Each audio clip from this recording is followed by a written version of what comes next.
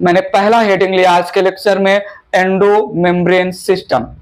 पहला जो है हेडिंग मैं रख रहा हूं endo membrane system. Endo membrane system कोई सेल ऑर्गेनेल नहीं है।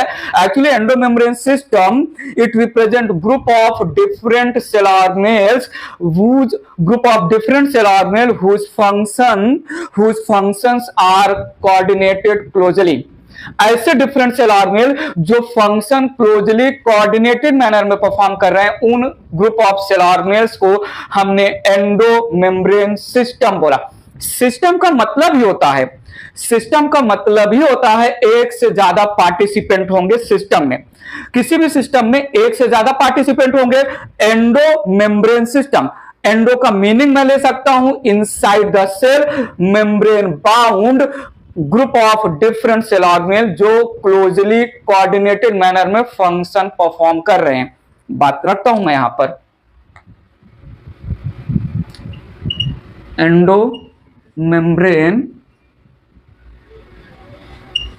System.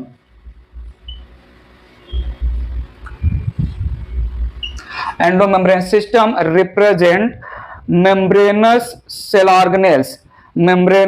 organelle which perform functions in coordinated manner। so मैंने डिफाइन किया endo membrane system represent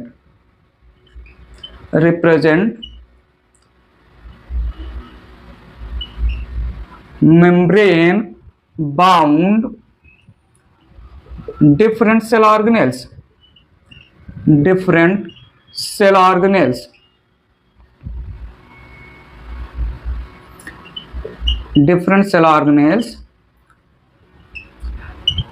whose function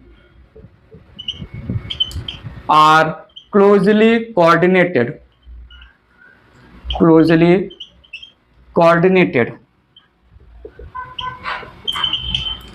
group of structurally different cell organelles but functionally they are coordinated with one another with each other। ठीक है, मैंने क्या बोला? Endo membrane system represents structurally different cell organelles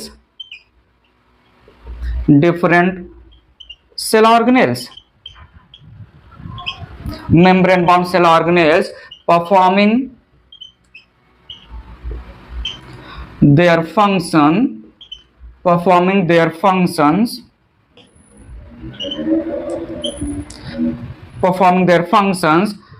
in coordinated manner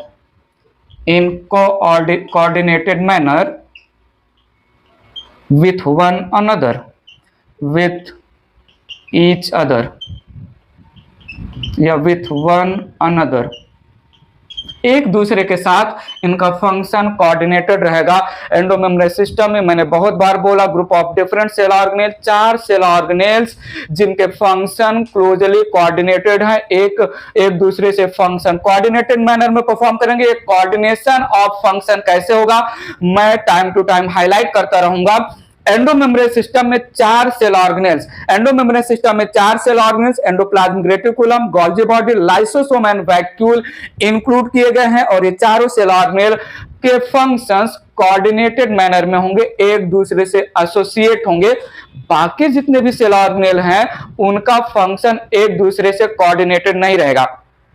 endo membrane system में जो 4 cell organelle मैंने नाम लिया, endoplasmic reticulum, Golgi body, lysosome और वैक्यूल, एक फंक्शन परफॉर्म करेगा एक सेल ऑर्गेनेल, तो उससे जो प्रोडक्ट बनेगा वो दूसरे सेल ऑर्गेनेल में जाएगा और उस प्रोडक्ट का यूटिलाइजेशन करके वो तीसरे सेल ऑर्गेनेल के लिए रॉ मटेरियल बनाएगा।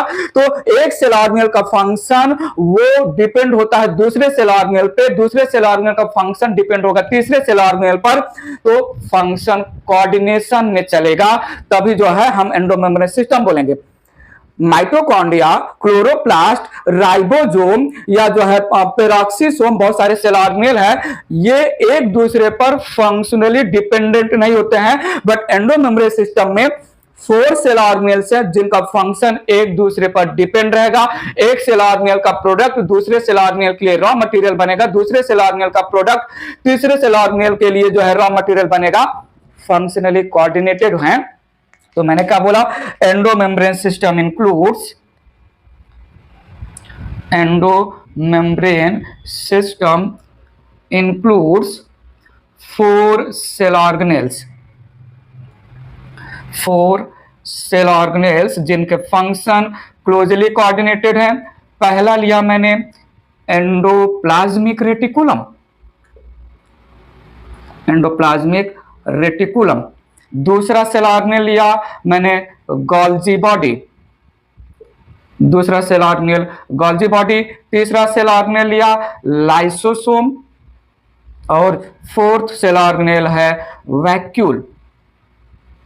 ठीक है, तो एंडोप्लाज्मिक रेटिकुलम का फंक्शन कोऑर्डिनेटेड होगा गोल्जी बॉडी के साथ, उसका फंक्शन कोऑर्डिनेटेड होगा लाइसोसोम। ये चारों सेल ऑर्गेनेल क्लोजली एसोसिएटेड है, क्लोजली कोऑर्डिनेटेड है in terms of their functions. So these 4 cell organelles collectively called inside the cell membrane से बने हुए फंक्शनली कोऑर्डिनेटेड एक सिस्टम एंडो मेम्ब्रेन सिस्टम। बात आगे बढ़ाते हैं।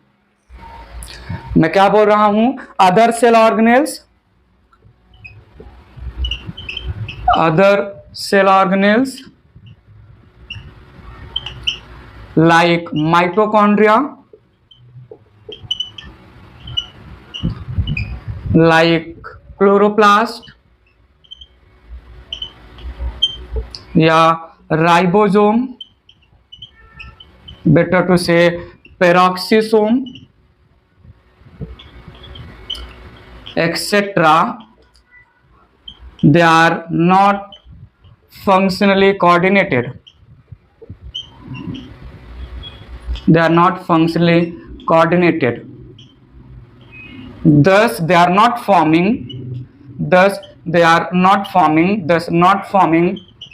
part of endomembrane system,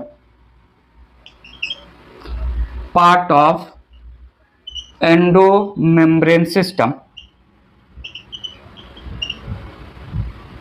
याद रखिएगा, एंडोमेम्ब्रेन सिस्टम में endoplasmic reticulum, Golgi body, lysosome और vacuole 4 cell organelles functionally coordinated है। यहां पर एक बात मैं आपको बताना चाहूंगा, बहुत इंपॉर्टेंट पॉइंट है। All the 4 cell organelles that are functionally coordinated forming endomembrane system single membrane bound होते हैं।